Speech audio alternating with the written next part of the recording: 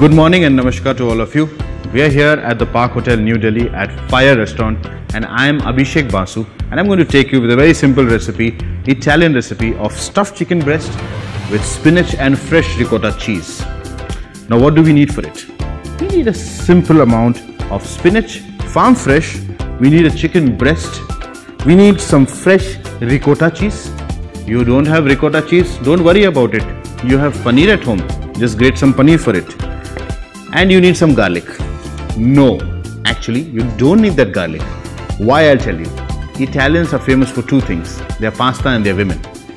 And no woman likes a man with garlic in their mouth. So please do not use this little thing called garlic in your recipes, and we'll show you the simplest way of making a stuffed chicken breast with spinach and ricotta cheese. Thank you.